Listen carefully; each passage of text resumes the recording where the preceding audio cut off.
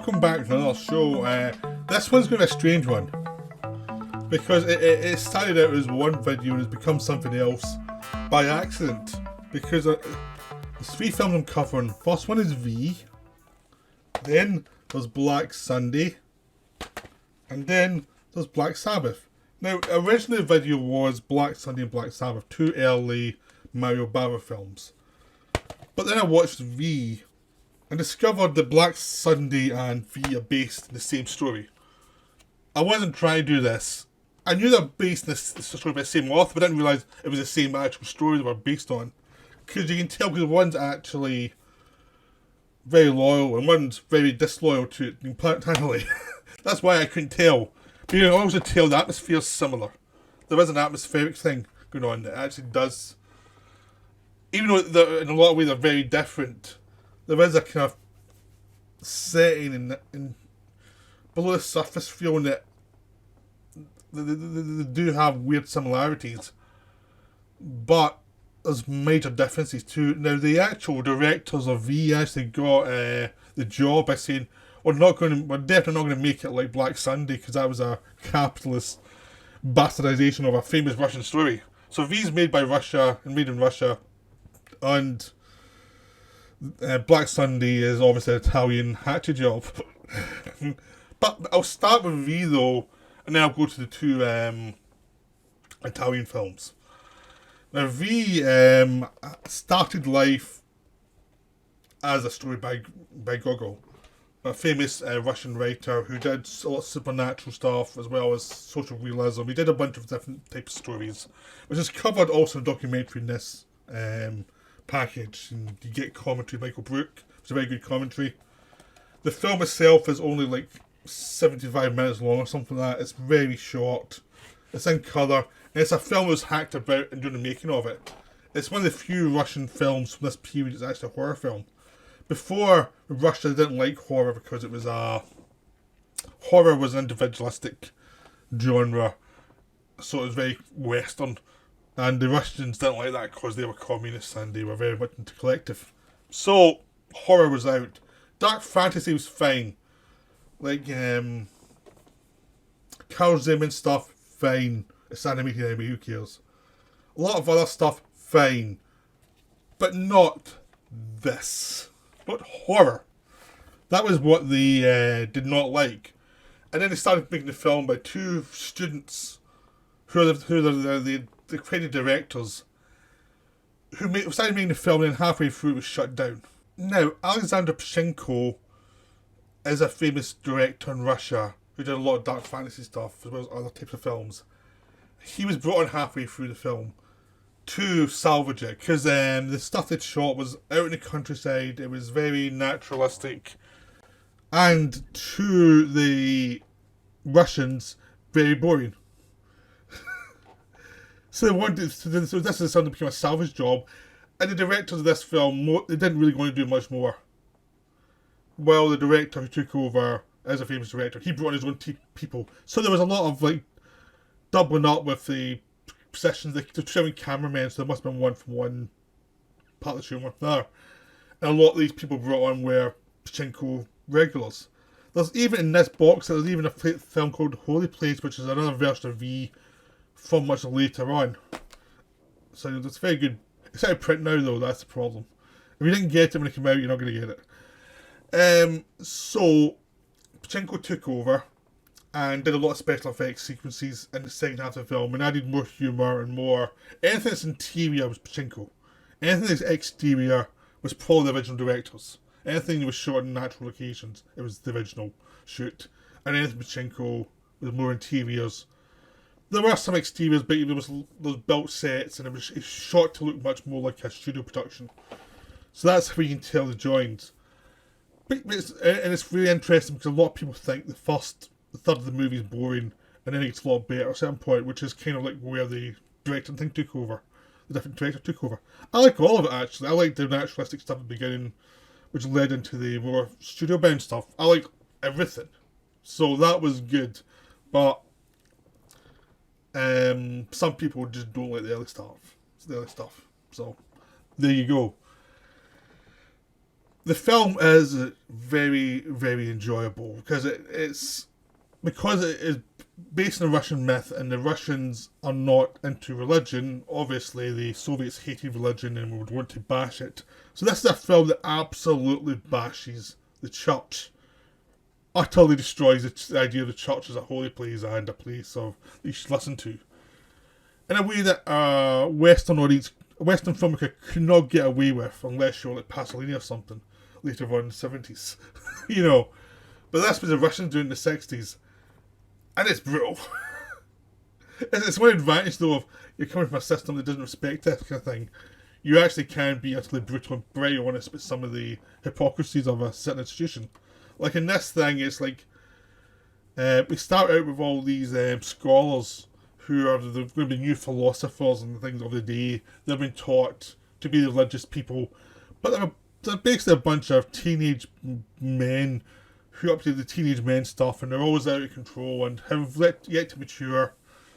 And the whole thing is set up as the church is a system where the rebellious ones are beaten down and become the pious leaders of the next generation, and it's just a scam.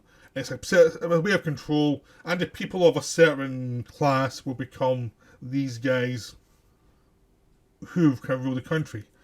It's just a set of controls that we all know the church was, but it takes someone who's out of that system to say, look, this is it in its most brutal form. These people are idiots. They have no moral authority over you. And in most of the countryside, people do not care about them.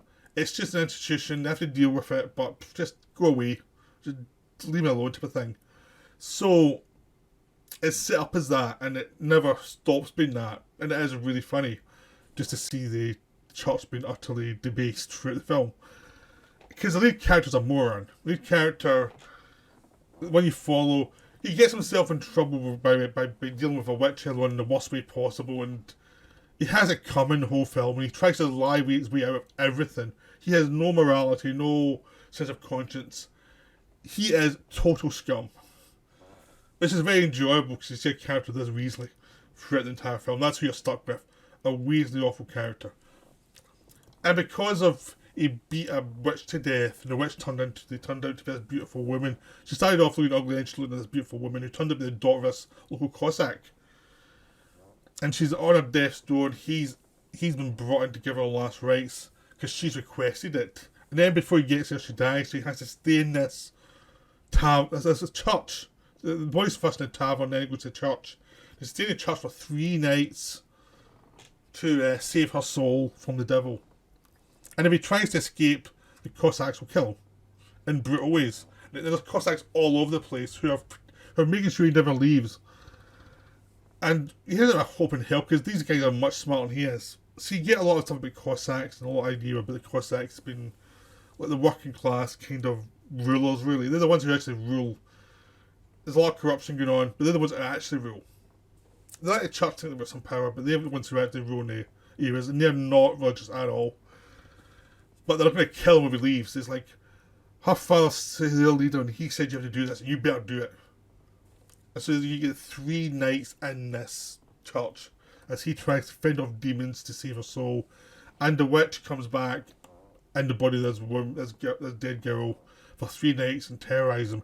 And the story is the escalation over these 3 nights. And you get a lot of 60s action horror in a way that it was like, this is kind of predates Sam Raimi, because it's like, it's doing the Sam Raimi way where it's meant to be scary for some people, and some people were scared by it, but it's got a sense of humour to it too. It's like, it's not taking that seriously. And it's wonderful. It's just really wonderful, because this guy's totally awful. Kind of like Ash in the Evil Dead movies, in the sense that he's your lead character you have no respect for at all. And he's a total coward. So you watch him do all these things and try and escape these witches and these things coming from underwater to destroy him. These religious leadings he can use to protect himself. And each day he comes out worse and worse. His hair goes white and all these supernatural things go on. And, that's the film. I'm not going to tell you what happens in the end. Go watch it, but that's the setup. He has to spend 3 nights with his girl and save her soul. It's a wonderful film. Maybe not as great as reputation suggests, but it's still very wonderful. It's still very enjoyable. I had a whale of a time watching it. But it is a product of its time, though. It really is a product of the time.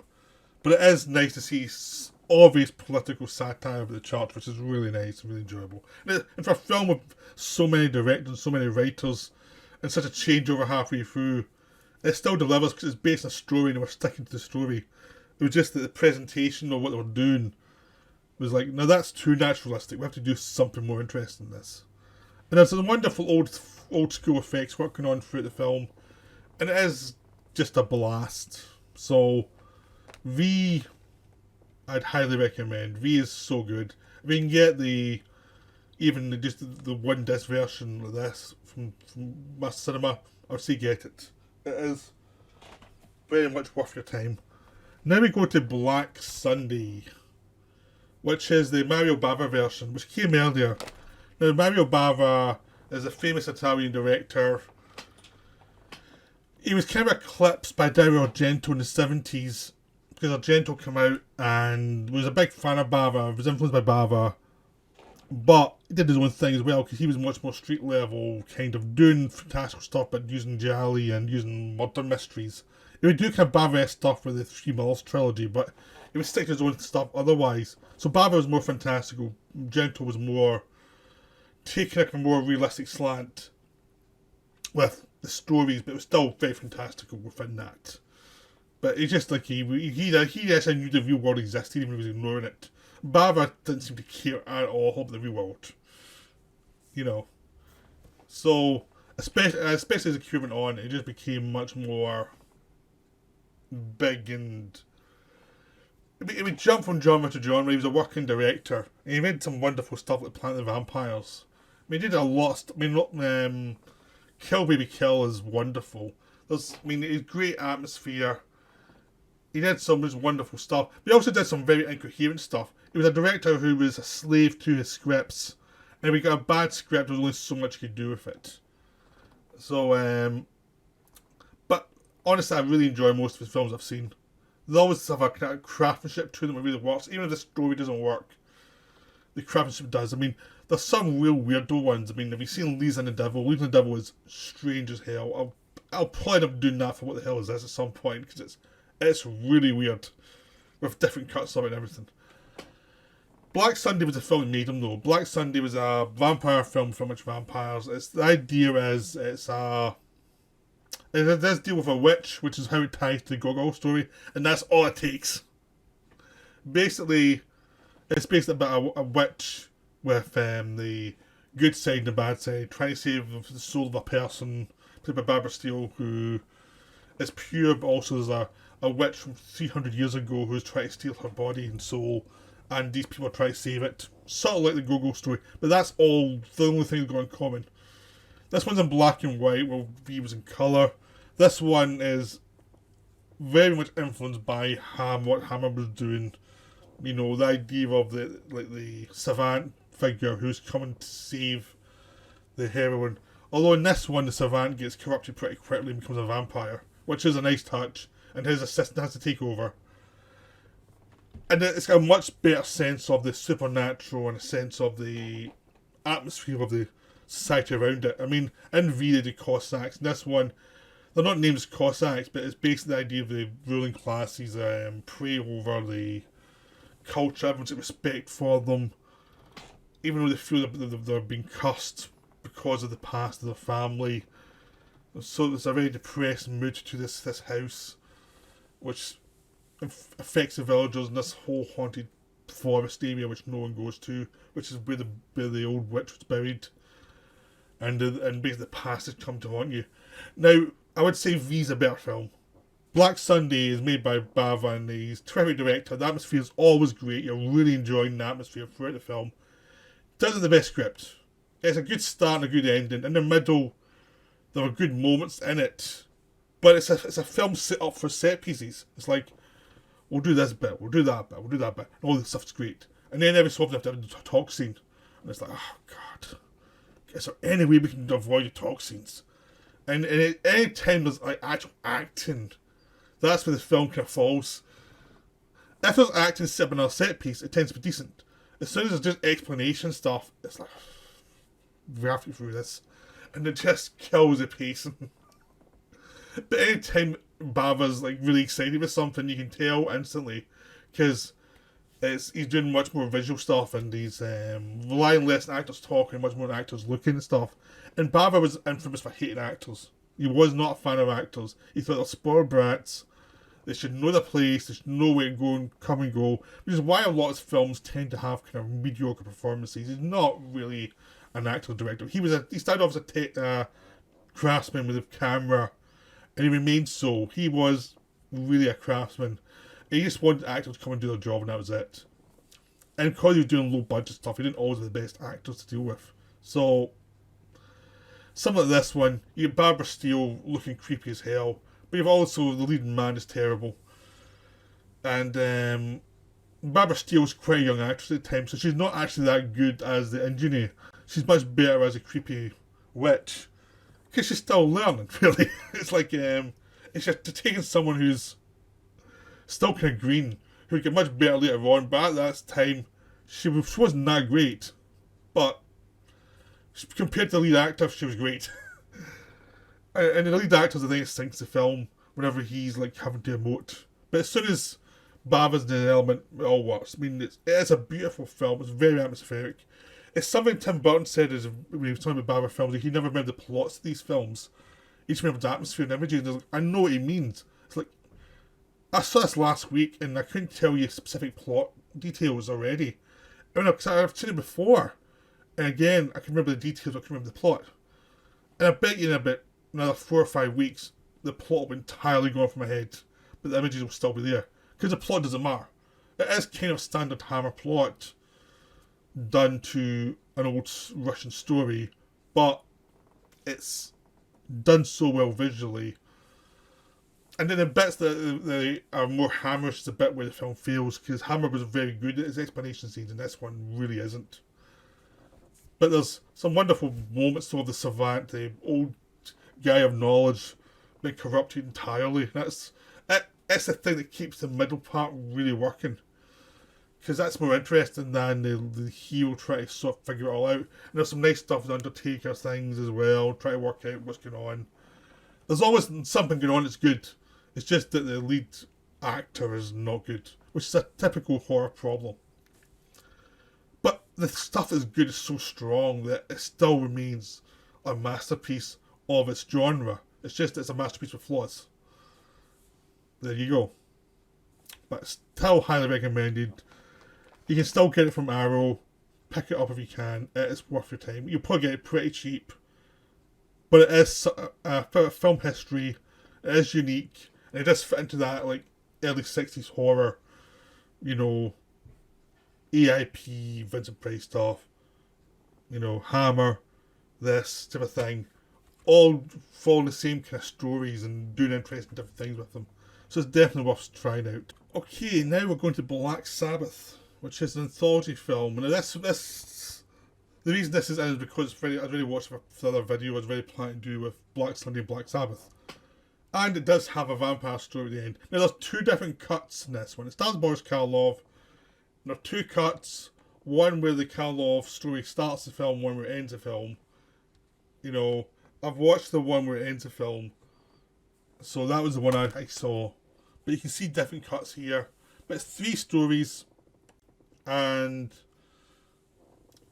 you know, they're done for different markers, basically. Like, the Italian version is a bit shorter and has an ending that's playing up the idea this is a movie. Where you end up pulled out for the camera, you see Karloff with all the technicians filming them. Saying it's just a movie type of thing. Which obviously don't do American version, because Americans at that time did not like that kind of stuff. But the Italians did, because they just knew it was all theatre. But the kind of American version is a bit longer, and it is a bit more serious, but it is deeply wonderful. I actually prefer Black Sabbath to Black Sunday. It's an anthology, so it means that Bava does not have to have stories he's bored with. he can just do the stories and get to the point and move on. It's really simple. That's all he has to do. So he doesn't have to pad it out. I mean, with the big problem with Black Sundays, the scenes I didn't like, I feel I've reached the padding to get to a certain length. There were the scenes they had to do, but it wasn't the scenes they no one really wanted to do. This one, that's gone.